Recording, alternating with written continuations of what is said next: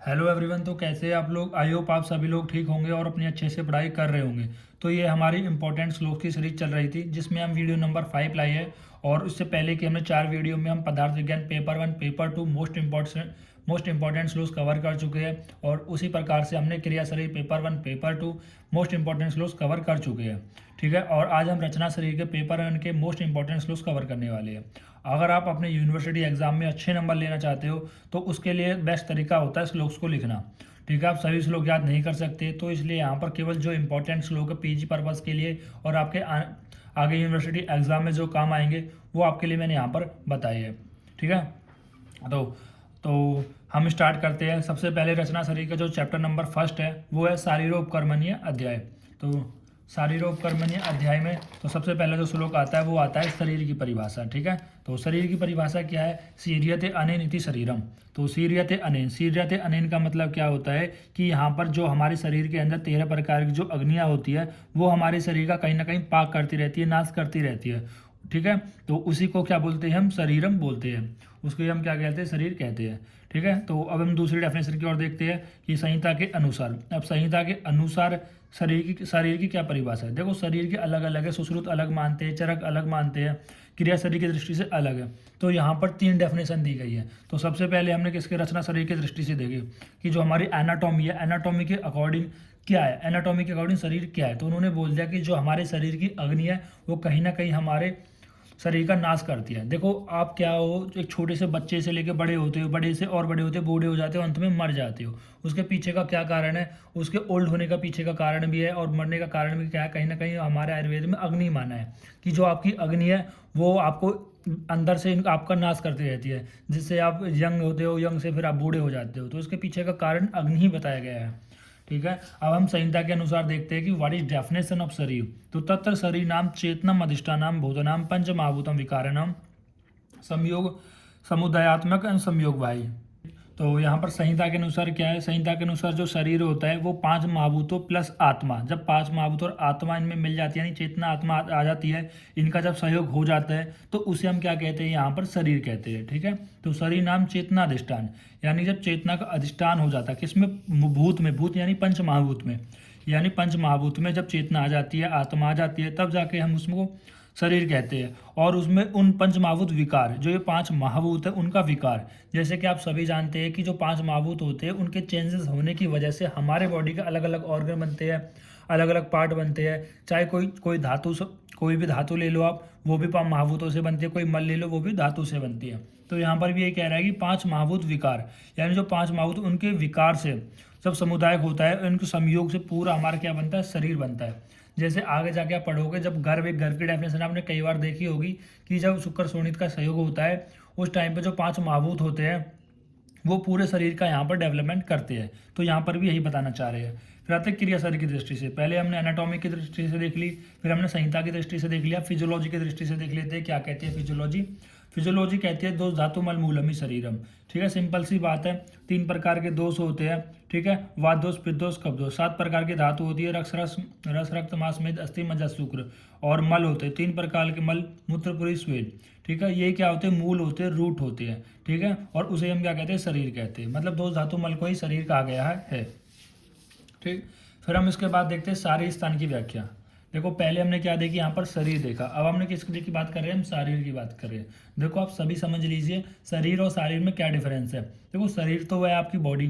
शारीर क्या होता है? जो आपकी बॉडी में जिसके अंदर हम स्टडी करते हैं वो क्या होता है? शारीर। ठीक है। समझ रहे हो बात को आप? देखो शरीर आपकी जो बॉडी है और उस बॉडी की जो स्टडी कर रहे हैं वो क्या हो जाएगा? शारीर हो जाएगा। ठीक है। शारीर एक तरीका से ग्रंथ है जिसमें हमारी बॉडी के बारे में, हमारे शरीर के बारे में लिखा हुआ होता है। ठीक। तो शारीरिक स्थान की व्याख्या क्या है कि शरीर चिंत्यनते सर्वम देव मानुष्यम संपदा सर्वभावे या तस्यम माच्छिरम स्थान मुच्यते। तो यहाँ पर क्या कहा गया है?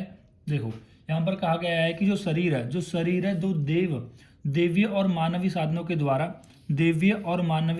द्वारा चिंता और उसके भावों को देखो फिर से समझिए। देखो शरीर में क्या है कि शरीर देवीय और मानुष्य। तो यहाँ पर बताया गया है जो देव होते हैं, जो मानुष्य होते हैं, यानी कि यहाँ पर जो देव है और मानुष्य है इनके साधनों के द्वारा जो चिंतन किया जाता है। ठीक है, उनका चिंतन किया जाता है और उनके भावों को व्यक्त किया जाता है। ठीक है, उनके भावों को क्या कहता है, सर्वभाव, उन सारे भावों को व्यक्त किया जाता है। उस स्थान को हम यहाँ पर शारीरिक स्थान कहते हैं। तो फिर से समझिए, देखो थोड़ी सी कॉम्प्लेक्स है, ऐसा कुछ है नहीं, बस यहाँ पर ये बताने चाह रहे हैं कि चाहे दिव्य हो चाहे मनुष्य हो, मतलब शरीर का दिव्य और मानवीय साधनों द्वारा किया गया चिंतन और उनके भावों को व्यक्त किया जाता है, उसे हम क्या कहते हैं, यहाँ पर शरीर कहते हैं। ठीक है, इतना ज़्यादा इंपॉर्टेंट नहीं है, फिर भी मैंने आपको लिख दिया है ताकि आपको दिमाग में बैठ जाए कि शरीर और शारीर में थोड़ा डिफरेंस क्या है। ठीक है, तो ये चीज़ आप समझ लो। उसके बाद आता है सड़ंग शरीर। देखो सड़ंग शरीर में क्या बताया है, देखो ड्राइंग पे मत जाना। ठीक है, तुम बच्चे कमेंट करते हो यार ड्राइंग सुधार लो। ठीक है, कुछ बच्चे थोड़ा रूड भाषा में भी बोलते हैं, तो कोई बात नहीं है, ड्राइंग तो यार अभी इतनी अच्छी नहीं हो पाएगी, तो कोशिश मैं फिर भी करता रहता हूँ कि ड्राइंग अच्छी हो जाए। तो देखो यहाँ पर इस तरह से ये मान लीजिए ये देखो उन्होंने बोला दो बाहु मतलब एक बाहु ये होगी, दूसरी बाहु ये हो गई। फिर उन्होंने बोला दो सख्तनी, दो पैर हो गए। ठीक है, दो पैर, एक पैर ये हो गया, दूसरा पैर ये हो गया। एंड सिरो गिरीवम, सिर और गिरीवा। ठीक है, टोटल दोनों मिलकर क्या होगी, एक चीज़ होगी, सिरो गिरीवम एक। और अंतरादि मतलब जो मध्य शरीर है, ये बीच का जो मध्य शरीर है ये भी एक हो गया। तो टोटल काउंट करो 1 2 1 2, यानी 1 2 3 4 और 5 और 6। तो टोटल मिलके कितने हो गए, 6। यानी कि जो हमारा शरीर है उसको 6 पार्ट में डिवाइड कर दिया गया है, जिस वजह से यहाँ पर बोला गया है सड़ंग शरीर, सड़ंग शरीर। ठीक है, ये जो श्लोक है वो चरक शारीस्थान 5 का है। देखो अब हम देखते हैं गर्भ की परिभाषा। देखो गर्भ क्या है, वही जो फोइटस होता है, एम्ब्रियो होता है, तो उसकी परिभाषा बताई गई है कि शुक्र शोणित जीव संयोगे तू खलु कुछी गते गर्भ संज्ञा भवती। तो यहाँ पर क्या कह रही है कि जो शुक्र होता है, शुक्र यानी जो स्पर्म होता है, और शोणित, शोणित क्या होता है, जो ओवम होता है। ठीक है, जब शुक्र और शोणित का सहयोग होता है मतलब फर्टिलाइजेशन होता है, और फर्टिलाइजेशन कहाँ पर में होता है, यूटेरस में होता है। और यूटेरस को क्या कहते हैं, कुक्षी गते, तो यानी कुक्षी कहते हैं। तो जब शुक्र और शोणित का कुक्षी में, यूटेरस में फर्टिलाइजेशन होता है, ठीक है, उनके फर्टिलाइज होने के बाद एक जीव बनता है, उसी जीव को यहाँ पर क्या कह रहे हैं, हम गर्भ कह रहे हैं। ये आचार्य चरक ने सारे स्थान 4 में डेफिनेशन बताई है। उसके बाद यहाँ पर एक गर्भ की परिभाषा के बाद आता है कि शरीर का निर्माण कैसे होता है। भाई जब गर्भ बन गया तो गर्भ पे पूरे बॉडी का शरीर का निर्माण कैसे होगा। तो यहाँ पर उन्होंने 5 महाभूत की विशेषता बताई है कि ये जो 5 महाभूत है वो पूरा उसका यहाँ पर डेवलपमेंट करते हैं। तो अगर आपसे पूछा जाए गर्भ की परिभाषा तो आपको ये बतानी है। और अगर आपसे पूछा कि शरीर का विकास कैसे होता है, शरीर का डेवलपमेंट कैसे होता है, तो आपको यहाँ पर ये वाली डेफिनेशन बतानी पड़ेगी। ठीक है, अगर आप देखो ये थोड़ा समझ लेना कि क्या पूछ रहा है क्या नहीं पूछ रहा है। ठीक है, जिस हिसाब से पूछे आपको उसी का आंसर देना है। कि अगर आपसे पूछता है कि गर्भ क्या है तो गर्भ के अनुसार देना है। ठीक है, और अगर आपसे पूछे कि शरीर की परिभाषा क्या है तो आपको फिर ये वाली डेफिनेशन बतानी पड़ेगी, शरीर की परिभाषा वाली। चलो अब स्टार्ट करते हैं। तो क्या बताया गया कि तम चेतना अवस्थानम, तम चेतना, अरे नहीं देखो एक यहाँ पर मिस्टेक हो गई है मुझसे। सबसे पहले जो गर्भ की परिभाषा बताई है आचार्य चरक ने बताई है, और जो यहाँ पर ये जो डेफिनेशन बताई है गर्भ की शुक्र शोणित से लेकर इत्युचेतक तक, ये किसने बताई है, सुश्रुत ने बताई है। ठीक है, ये शरीर की परिभाषा यहाँ से स्टार्ट होती है। ठीक है, आप कंफ्यूज मत होना, जो शरीर की परिभाषा है ये यहाँ से स्टार्ट होती है, तम चेतना वास्तम। मुझे ये सुश्रुत वाली ही लाइन लगी। ठीक है, तो ये चरक ने बताया है और ये यहाँ पर सुश्रुत ने बताया गर्भ की परिभाषा। ठीक है, थोड़ा सा यहाँ पर कटम पीटा हो गया है। तो एक बार सुश्रुत की और देख लेते हैं। गर्भ की परिभाषा क्या है कि शुक्रम शोणितम गर्भाशयम स्तम मल प्रकृति विकारम स्मूर्त से गर्भ उच्यते। तो इनका क्या कहना है, इनका सेम यही कहना है कि शुक्र और शोणित का जब गर्भाशय में संयोग हो जाता है। देखो उन्होंने क्या बोला था, कुक्षी में, और यहाँ पर ये क्या बोल रहे हैं, गर्भाशय बोल रहे हैं। यानी इन्होंने क्या बोला, कुक्षी, और इन्होंने बोला गर्भाशय। तो एमसीक्यू के लिए पूछा जा सकता है कि कुछ आचार्य ने कुक्षी माना है और किसने गर्भाशय माना है, इसे दोनों ध्यान रखना है। फिर उसके बाद जब ओवम और स्पर्म फर्टिलाइजेशन हो जाते हैं यूटेरस के अंदर, तब उसमें आत्मा आती है और प्रकृति और विकार का स्मूर्चन होता है। यहाँ पर जो प्रकृति की बात हो रही है वो अष्ट प्रकृति हो रही है, और जो विकार की बात हो रही है वो षोडश विकार होती है। अष्ट प्रकृति क्या होती है, शायद जानते भी हो गए आप। अष्ट प्रकृति में अव्यक्त, महत और अहंकार प्लस पंचतान मात्राएं आती है, और विकार में षोडश आते हैं जिसमें एकादश इंद्रिय आती है और 5 महाभूत आते हैं। ठीक है, जब ये मिल जाते हैं तब जाके पूरा एक गर्भ के यहाँ पर उत्पत्ति होती है। ये किसने बताया, सुश्रुत ने। देखो सुश्रुत ने सेम सब कुछ सेम सा ही बताया है। ठीक है, जैसे आचार्य चरक बता रहे हैं कि आचार्य चरक का भी यही कहना है कि जब शुक्र और शोणित का यहाँ पर कुक्षी में संयोग होता है तब जाके यहाँ पर डेवलपमेंट होता है। उन्होंने क्या बोला कि अब हाँ ये बात ठीक है, शुक्र शोणित का गर्भाशय में सहयोग होगा, लेकिन उसमें आत्मा का भी आना जरूरी है और उसमें प्रकृति का भी और विकारों का भी। इन चीज़ों का जब सहयोग होगा तब जाके हम उसे गर्भ कहेंगे। फिर उसके बाद आता है कि शरीर की परिभाषा। ये गर्भ बन गया, अब इस गर्भ को एक शरीर में डेवलपमेंट होना है, ठीक है, 2 हाथ बनने, 2 पैर बनने, तो उसका डेवलपमेंट करने के लिए 5 महाभूतों का रोल आता है। तो इन 5 महाभूतों का रोल को इस स्वरूप के माध्यम से बताया गया है।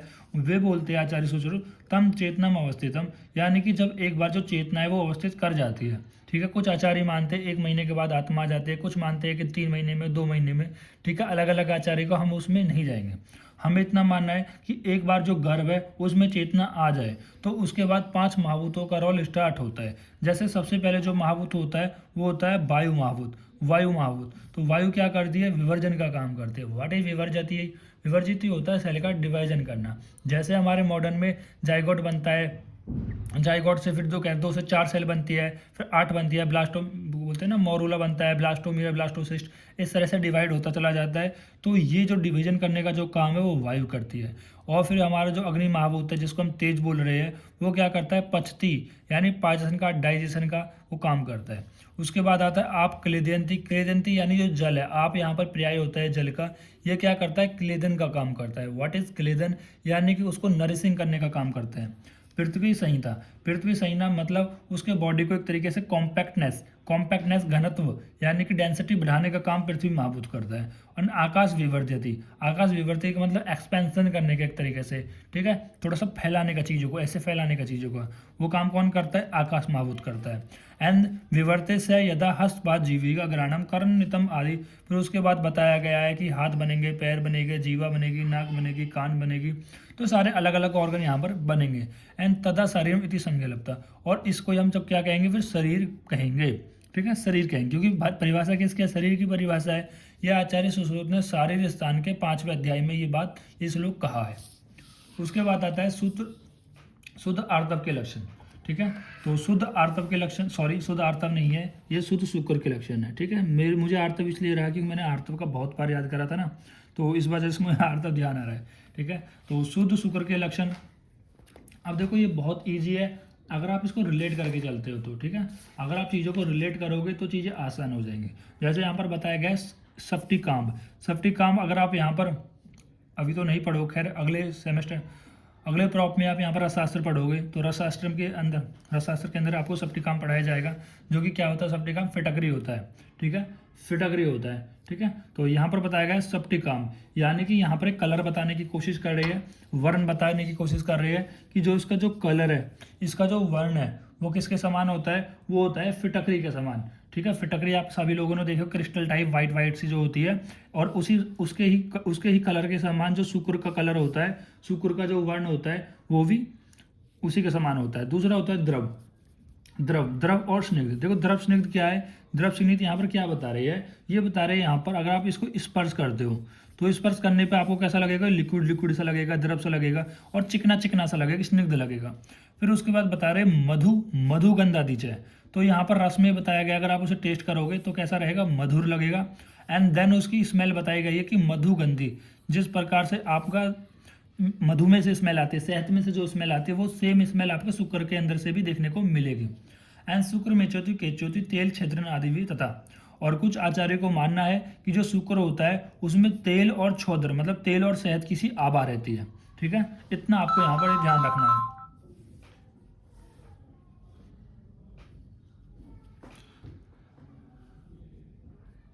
उसके बाद हम बात करते हैं शुक्र के दोष के बारे में। देखो शुक्र के दोष के क्या बताया गया कि वात पित्त श्लेष्म शोणितम कुंभ ग्रंथिम पूति पैक्षीण मूत्र पुरीश रेतम प्रजोत्पादने ना समर्था भवंती। ये सुश्रुत ने सारे स्थान के 2 में बताया गया है, ठीक है। और ये जो श्लोक है ये भी सुश्रुत का सारे स्थान 2 में, ठीक है। मोस्टली श्लोक 2 और 5 से ही आ रहे सारे स्थान के, ठीक है। देखो सारे स्थान से जो सुश्रुत का सारे स्थान है वहाँ से ही मोस्टली आपका जो रचना शरीर है वो लिया गया है। ये बात आप नोट कर लीजिए, लिख लो कि सुश्रुत का जो शारीर स्थान है, सुश्रुत का जो शारीर स्थान है, इस शारीर स्थान से ही आपका रचना शरीर बना हुआ है। जिस तरह से आप आगे देखोगे कि जब सेकंड प्रॉप में जाओगे तो आपका जो रोग निदान है आपका जो रोग निदान है वो चरक के विमान स्थान से बना हुआ है, ठीक है, मोस्टली। ऐसे तो है, थोड़े बहुत से लोग अलग भी आते हैं, लेकिन मोस्टली की मैं बात कर रहा हूँ, ठीक है। इतना हो गया। तो यहाँ पर शुक्र के दोष के बारे में बात करते हैं कि वात पित्तम श्लेष्मम, यानी कि जो शुक्र है, जब वो शुक्र निकलेगा और उस शुक्र में अगर वात युक्त होगा, ठीक है, मतलब दूषित वात युक्त होगा, दूषित पित्त युक्त होगा, दूषित श्लेष्म युक्त होगा। व्हाट इज मीनिंग ऑफ दूषित वात युक्त, पित्त युक्त, श्लेष्म युक्त? तो इसका क्या मतलब है? इसका मतलब ये है कि जो शुक्र है उस शुक्र में कह रहा है कि वात से, मतलब उसमें वात ज़्यादा है या पित्त ज़्यादा है, वो आपको कैसे पता लग सकता है? वो उनके कलर के हिसाब से पता लग सकता है। इतना डीप में आपने नहीं जाना है, बस आपको इतना ध्यान रखना है अभी कि यहाँ पर कि जो शुक्र है अगर वो वात युक्त है, पित्त युक्त है, श्लेष्म युक्त है, तो ये सब किसके अंदर काउंट किए जाएंगे? शुक्र के दोष के अंदर काउंट किए जाएंगे। उसके बाद है शोणित, ठीक है। शोणित मतलब कह रहा है कि शोणित किसका पर्याय होता है? रक्त का पर्याय होता है, ठीक है। और दूसरा आप क्या टेस्ट कर सकते हो? यदि शुक्र के साथ आपका ब्लड आता है, रक्त आता है, तो ये भी क्या है? ये भी शुक्र के दोष होते हैं, ठीक है। देन उसके बाद कुंभ ग्रंथि। कुंभ ग्रंथि, कुंभ ग्रंथि मतलब एक तरीके जो कैडेवर होता है ना, जो कैडेवर में जो स्मेल आती है, सेम स्मेल आपकी शुक्र में से भी आएगी, आपके स्पर्म में से भी आएगी। तो इससे क्या पता लगेगा? आपका जो शुक्र है वो दूषित है। देन उसके बाद आता है ग्रंथि। ग्रंथि मतलब एक तरीके से जमा जमा सा होगा, क्लोटेड होगा, ठीक है, धग्गे धग्गे से होंगे, ठीक है, ऐसे ऐसे ऐसे ऐसे धग्गे धग्गे जमा जमा सा होगा, ठीक है, जिसको हम बोलते हैं गांठ युक्त होगा, ठीक है। देन उसके बाद आता है पूती। पूती मतलब होता है कि फाउल स्मेल, एक डर्टी स्मेल, या फिर आप ऐसा कह सकते हो कोई चीज़ सड़ गई है, ठीक है, कोई चीज़ सड़ गई है, दुर्गंध युक्त हो गई है, ठीक है। देन होता है प्यू। प्यू का मतलब होता है कि जैसे पूती प्यू, तो जैसे पस वगैरह, पस में से जो स्मेल आती है वो सेम प्यू में से आती है। देन होता है छीन। छीन का मतलब होता है कहीं ना कहीं जो शुक्र की जो मात्रा है वो कम हो गई है। जैसे 200 मिलियन, एक बार एजुकेशन करने पे 200 मिलियन स्पर्म काउंट निकलते हैं, ठीक है, लेकिन अब वो केवल 40 मिलियन ही निकल रहे हैं, ठीक है, 30 मिलियन ही निकल रहे हैं। तो ये क्या होगा? इसकी जो मात्रा है वो कम हो गई। देन उसके बाद मूत्र पुरीस रेतसम, यानी कि रेतस किसका पर्याय होता है? शुक्र का ही पर्याय होता है। जो मूत्र होता है, मूत्र के समान, मतलब शुक्र में मूत्र के समान दुर्गंध आती हो, पुरीस के समान आती हो, ठीक है, ऐसा जो स्पर्म होता है, ऐसा जो शुक्र होता है, वो ना प्रजोत्पादने ना समर्था भवन्ति, मतलब कभी भी प्रजनन को, रिप्रोडक्टिव को उत्पन्न नहीं कर सकता है। अगर कर भी देता है तो वो दोषयुक्त होगी, ठीक है, उसके बहुत सारे रोग हो सकते हैं। उसके बाद आता है शुद्ध आर्तव के लक्षण, ठीक है। तो शुद्ध आर्तव के लक्षण क्या है? पहला है सास्यकृतम प्रीतम यतुत यदुवा लाक्षा रसोपरम तदा आर्तव प्रसन्नतिम यद्वासो ना विरज्यते। यह सुश्रुत का सारिस्थान 2 का श्लोक है। तो यहाँ पर पहला बताया ससा सा सर की प्रीतम, यानी कि खरगोश के रक्त के समान वर्णमाला। देखो जो मेंस्ट्रुएशन फ्लूइड आता है, ठीक है, अब आप लोग मुझे बताना कि जो मेंस्ट्रुएशन फ्लूइड आता है, फ्लूइड बोल दो या ब्लड बोल दो, जो मेंस्ट्रुएशन फ्लूइड आता है, ठीक है, वो कितना आता है, कितना ml आता है, ठीक है, ये हर महीने के अंदर होता है, सभी जानते हैं, ठीक है। तो हर महीने के अंदर होता है, तो वो कितने ml ब्लड आता है, ठीक है। और उस ब्लड को देखकर आप कैसे पहचान कर सकते हो कि जो आपका आर्तव है वो शुद्ध है या नहीं, ठीक है। अगर आप कोई भी लड़की वगैरह या जिनकी शादी वगैरह हुई है, वो कभी भी गायनाकोलॉजिस्ट के पास गई होगी, तो वहाँ पर वो पूछती है कि कहीं आपके जो फ्लूइड है, जो आपका ब्लड है, ठीक है, उसमें से स्मेल तो नहीं आ रही है, ठीक है, या फिर उसमें से स्मेल तो नहीं आ रही है, या फिर उनका जो कलर है वो आपके कपड़ों पे ऐसा तो नहीं चिपका हुआ है, बदबू आती है, मतलब ऐसे पूछती है नॉर्मली, ठीक है। ये क्यों पूछती है? तो उससे ताकि ये पता लग जाता है कि जो आपका जो ब्लड है, मेंस्ट्रुएशन ब्लड है, मतलब उसमें कोई दोष युक्त तो नहीं है, ठीक है, ये पता करने के लिए, ठीक है। और यहाँ पर शुद्ध आर्तव के लक्षण बताए गए हैं कि जो शुद्ध आर्तव का जो लक्षण है या जो ब्लड आ रहा है वो खरगोश के रक्त के समान के वर्ण होगा, ठीक है। आपने अगर खरगोश का रक्त नहीं देखा है तो एक बार गूगल पे चेक कर लेना, ठीक है। किसी को खरगोश को काटना तो नहीं है आपका, जब खरगोश को काटने लग जाओ, अरे सर ने बताया था, इससे हम पता लगा लेंगे, खरगोश को काट देते हैं, ठीक है, ऐसा आपको कसाई वगैरह नहीं बनना है, ठीक है। तो उसके बाद यदवा लाक्षा रसोपरम। तो लाक्षा उस रूप में क्या है? देखो लाक्षा का पुष्प होता है। देखो जैसे आपको कोई चीज़ समझ में नहीं आए कि लाक्षा पुष्प क्या है, वैसे कुछ बुकों में दे रखा होता है, नहीं समझ में तो गूगल कर लिया करो यार, गूगल बाबा कब काम आएंगे। तो लाक्षा मतलब एक प्रकार का पुष्प होता है, वो पुष्प बिल्कुल रेड कलर का सा होता है, अगर आप उसे देखोगे, ठीक है, तो उसके समान का वर्ण होगा, किसका? शुद्धार्तव का। उसके बाद तद आर्तम प्रसन्नयति यदवासो न विरजते। और यहाँ पर क्या बोला गया है? तद आर्तव प्रसन्नयति, मतलब वह आर्तव तथार्तव प्रशंसित मतलब होता है कि जो खरगोश के रक्त के समान है, लक्ष्य उपरम के समान है, वो आर्सम प्रसन्नीय जुन्नी होता है, मतलब प्रसन्नीय होता है या शुद्ध होता है, ऐसा आता। और यदवासु ना विरजते, और इसका क्या मतलब होता है कि कपड़ों के धोने पर आर्तव का धब्बा लग जाता है। जैसे नॉर्मली कभी भी किसी फीमेल को ब्लीडिंग हो जाती है तो उसका जो कलर है, ब्लीडिंग ब्लड है, वो आपके कपड़ों पे लग जाता है। ठीक है, जब आप उसको धोते तो वो इजीली वॉश हो जाता है। ऐसा नहीं है कि वो एक बार लग गया तो छूट नहीं रहा है। अगर वो कलर नहीं छूट रहा है तो हम कह सकते हैं वो शुद्ध आर्तव नहीं है। शुद्ध आर्तव होता है तो आराम से वो छूट जाता है। ठीक है, इस तरह से आप कहीं ना कहीं क्लिनिकल से चीज़ें जुड़ा करो।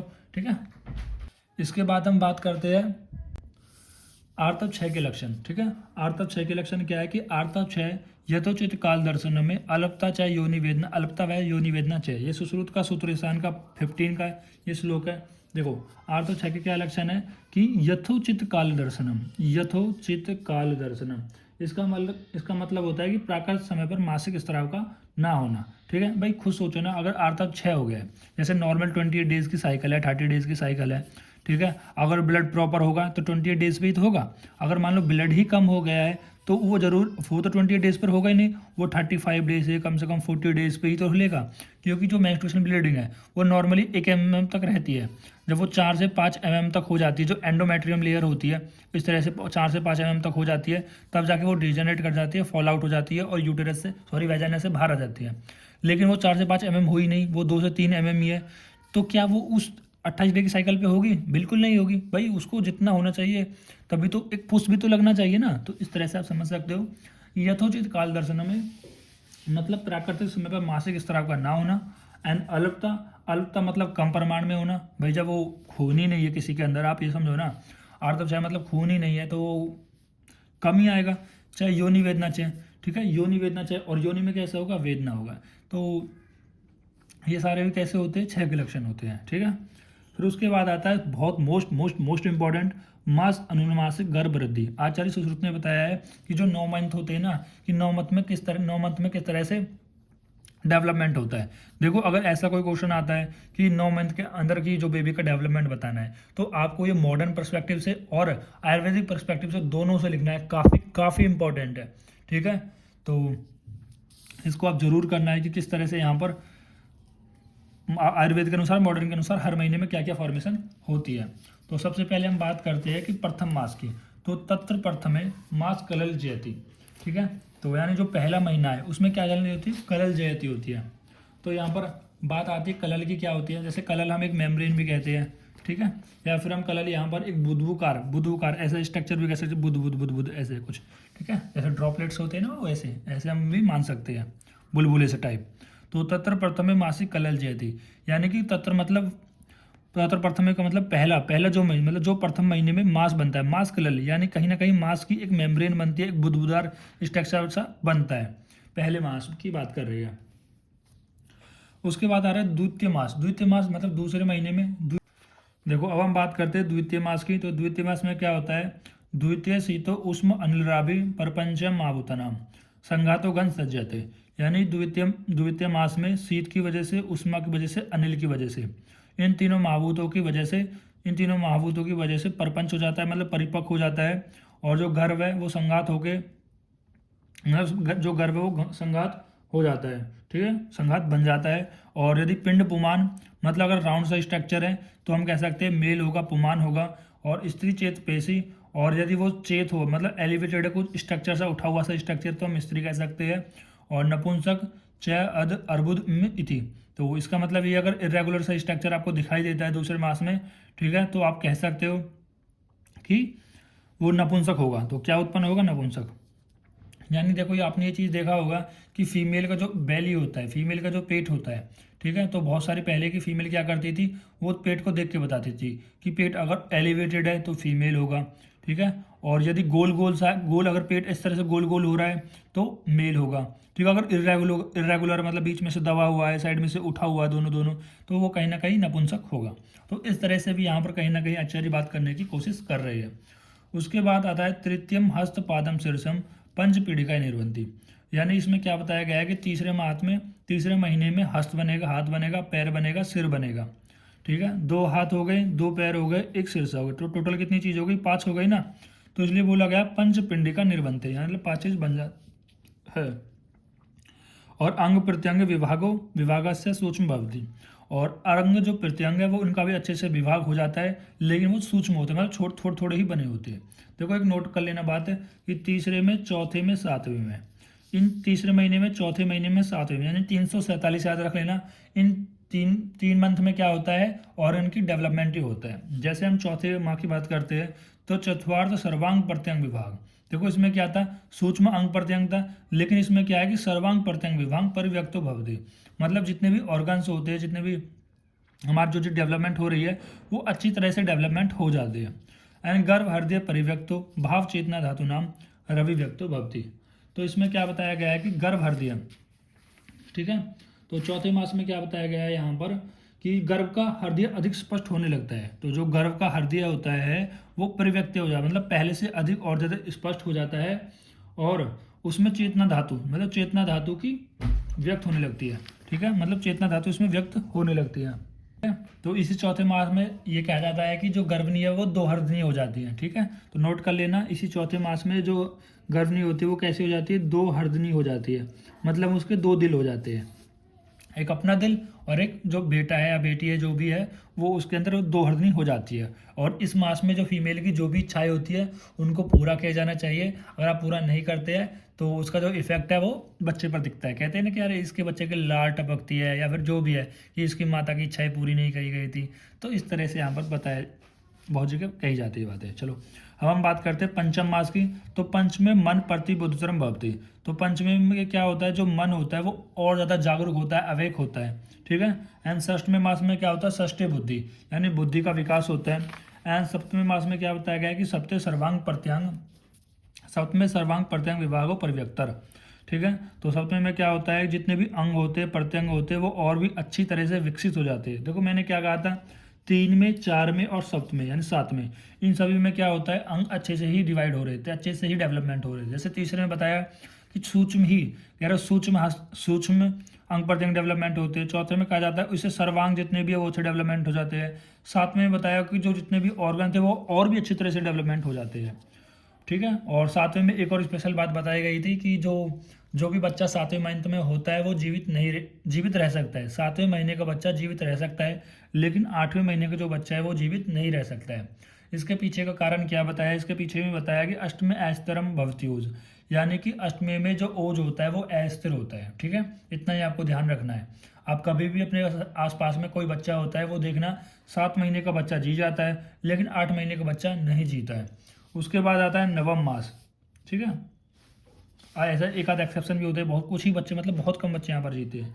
नौवें मास में क्या होता है कि नवे दसवीं एकादश द्वादश नाम मन्यतम आसमिनम जयाते अन्य अथया विकारे भवती, यानी कि 9वें में, 10वें में, 11वें में, 12वें में, इनमें जो गर्भ है वो होता है, मतलब इनमें गर्भ होता है, ठीक है। अगर इनके अलावा 13वें 14वें महीने में अगर कोई बच्चा हो रहा है तो उसमें कोई ना कोई विकार होगा। तो अब इसके बाद हम देखते हैं अस्थियों के प्रकार के बारे में। तो अस्थि के प्रकार, कपाल, रूचक, तरुण, बल्य, नलक, अनसंज्ञानी। तो यहाँ पर 5 अस्थियों के नाम है आयुर्वेद के अनुसार। कपाल अस्थि, जैसे हमारे मॉडर्न में होते हैं ना कि long bones, flat bones, irregular bones, short bones, ठीक है। तो यहाँ पर भी इसी तरह से 5 बोन है, कपाल, रूचक, तरुण, बल्य, नलक, अस्थि। तो मैंने कैसे याद करा था, यहाँ से कै लिया, यहाँ से रे लिया, यहाँ से तय लिया, यहाँ से बे लिया, यहाँ से न लिया। तो कै रे तय बे कर्तव्य, न से मतलब ना, तो कर्तव्य ना करो। तो ए अस्थि से क्या लिया, असली कर्तव्य ना करो। तो ठीक है, इस तरह से मैंने याद कर लिया था। असली से अस्थिया, और कैसे कपाल, रे से रूचक, तय से तरुण, और न से वैसे बल्य, और नाकरों से यानी न से नलक। इस तरह से मैंने ये ध्यान रखा था। उसके बाद आता है संधि की परिभाषा। तो इसमें अस्थिम संयोगम स्थानम, यानी कि जहाँ पर अस्थियों का सहयोग होता है वहाँ इसको हम संधि कहते हैं। संधि क्या है, जॉइंट्स है। जॉइंट्स कब बनता है, जहाँ पर एक से ज़्यादा बॉन्स, 2 से ज़्यादा बॉन्स आपस में सहयोग करती है, ठीक है। स्नायु की उत्पत्ति बताई गई है कि मेदस स्नायु स्नेह में आद्यम, सिरा स्नायु त्वब में आतु त्वब में आपी निवात, सिरानाम तय मृदु पाक स्नायु नाम च तत्खरम। तो ये सुश्रुत स्थान का चौथे का चैप्टर का है। तो यहाँ पर बताया गया है कि मेद का मतलब जो मेद का सार भाग होता है, मेद का जो स्नेह भाग होता है, ठीक है, इससे सिरा की और स्नायु की उत्पत्ति होती है ना। तो वह अपनिवात, मतलब सिरा और स्नायु किससे उत्पत्ति होती है, मेद के स्नेह भाग से, ठीक है। तो आपको नोट कर लेना है कि जो मेद का स्नेह भाग होता है उससे ही सिरा और स्नायु की उत्पत्ति होती है, ठीक है। सिरानाम तय मृदु पाकाम, यानी कि जो मेद का जो स्नेह का यदि मृदुपाक होता है, देखो मेद का जो स्नेह भाग होता है यदि इसका मृदुपाक हुआ तो यहाँ पर शिरा की उत्पत्ति होगी, ठीक है, शिरा की उत्पत्ति होगी। और मेद का यदि मेद के स्नेह का यदि यहाँ पर स्नायुनाम ततम खरम मतलब खरपाक हुआ तो यहाँ पर स्नायु की उत्पत्ति होगी। तो इस तरह से आपको ध्यान रखना है। कोई ट्रिक बना लेना। MS मृदु से जो भी आप बना सकते हो बना लेना, बस इतना ध्यान रखना है आपको, ठीक है। अगर मेद के स्नेह का मृदुपाक तो शिरा उत्पत्ति होगी और मेद के स्नेह का खरपाक तो स्नायु की उत्पत्ति होगी। उसके बाद आता है स्नायु का कार्य। तो स्नायु के कार्य क्या होते हैं? स्नायव्य बंधनाम प्रयोक्ता देहम मास स्थिरम मास अस्थि मेदसाम। तो ये सारंगधर ने बताई है कि स्नायु बंधन करने का काम करता है किसी चीज़ को, जैसे कि हमारा देह मांस है, अस्थि है, मतलब देखो अस्थि से देखो आपने सुना होगा ना, देखो टेंडन तंबू, जो टेंडन होता है वो मसल्स को बोन से कनेक्ट करता है। टेंडन किसको बोलते हैं? हम लिगामेंट्स को बोलते हैं, ठीक है। टेंडन किसको बोलते हैं? नहीं, टेंडन हम बोलते हैं, देखो एक होता है टेंडन, एक होता है लिगामेंट। तो टेंडन बोलते हैं हम कंडरा को, एक होता है लिगामेंट, ठीक है, जो बोन को बोन से कनेक्ट करता है, ठीक है। कैसे करता है कि जैसे मान लीजिए दो बोन है, ये दो बोन है आपस में, यहाँ पर ऐसे दो बोन है, तो ये क्या करेगा? लिगामेंट एक बोन को दूसरी बोन से कनेक्ट करने का काम करता है, ठीक। और जबकि टेंडन क्या करता है? मसल को, यहाँ पर मसल्स है तो इस मसल्स को इस बोन से कनेक्ट करने का काम करेगा, ठीक है। तो इस तरह से फिर आता है पेशी की परिभाषा, कार्य, उत्पत्ति। देखो हम पहले इस चीज़ को पढ़ चुके हैं कि व्हाट इज डेफिनेशन ऑफ पेशी। पेशी क्या मसल्स होती है, तो ये हम क्रिया शरीर में पढ़ चुके हैं। वैसे बहुत सारी चीज़ें हम बहुत बार पढ़ चुके हैं, ठीक है। तो बताया गया, परिभाषा देख लेते हैं जल्दी सी। पेशी मांसखंड, पेशी कुछ नहीं होता, मांस का एक टुकड़ा होता है, मांस का पूरा खंड मतलब मांस का विभाजन करने का क्या होता है? पेशी होती है। कार्य क्या है? शिरा स्नायु अस्थिम पर्वनाम संध्यसम शरीनाम पेशबी संवृत्तिनात्रम बलवंती भवंती नाम, ठीक है। तो इसके कार्य होते हैं, ठीक। तो फिर उसके बाद आता है कि हमारा उत्पत्ति क्या है कि यथार्थ उसमें अनुयुक्तम वायु सुरतान से दार्यतवे अनुप्रकेशाई पिसंती पेश पेशता, मतलब जिस प्रकार से उष्मायुक्त जो वायु होती है वो सिरोतोषा को दार्यति करती है, मतलब खोखला करती है अंदर से और एक चैनल्स बनाती है, उसी प्रकार से जो उष्मायुक्त वायु होती है वो जो मांस का खंड होता है, ठीक है, मांस में खंड में कह रहा है कि उसको पेशी में विभाजित करने का काम करती है, ठीक है। अगर आपको ये समझ में नहीं आया है तो एक बार क्रिया शरीर वाले देख लेना, सीक्वेंस से देखोगे तो काफ़ी बेटर रहेगा आपके लिए। फिर हम जो हमारे धातु होते हैं, 7 धातु होती है, हर एक धातु का एक मल होता है। जैसे बताया कप पीतम मलम खे सुस्वेद से अनु खरोरम च नेत्रविट त्वक्षु च स्नेशन धातु नाम कर्मसो मला। तो हर एक धातु का कर्म से मल बताया गया है, रस का कप बताया गया है, ठीक है। और यहाँ पर रक्त का पित्त का कह रहा है कि रक्त बताया गया है। और यहाँ पर इसी तरह से मांस का मल बताया गया है। तो मांस का मल देखो ये इस तरह से यहाँ पर देख सकते हो, टेबल देख सकते हो, ठीक है। थोड़ा कॉम्प्लेक्स श्लोक। तो यहाँ पर जैसे रस का मल, रस धातु है तो इसका मल कफ मल होता है। रक्त का पित्त होता है, मांस का खमल होता है, खमल मतलब जैसे नाक में से जो निकलता है ना, नाक में से कान में से वो वाला। मेद का स्वेद होता है, अस्थि का केश लोम नख होता है, मज्जा का नेत्र पुरी त्वचा होता है और शुक्र का ओज होता है, ठीक है। तो इसी तरह से यहाँ पर ये बताया गया है, ठीक। तो इसी के साथ हमारा ये जो पेपर 1 है, पेपर 1 के जो मोस्ट इंपॉर्टेंट श्लोक्स थे वो कवर हो गए हैं। और अगर इनमें कोई चीज़ समझ में नहीं आई है तो आप कमेंट कर सकते हो, ठीक है। तो पेपर 2 को मिलेंगे हम नई वीडियो के साथ, तब तक के लिए पढ़ते रहिए। Thank you guys.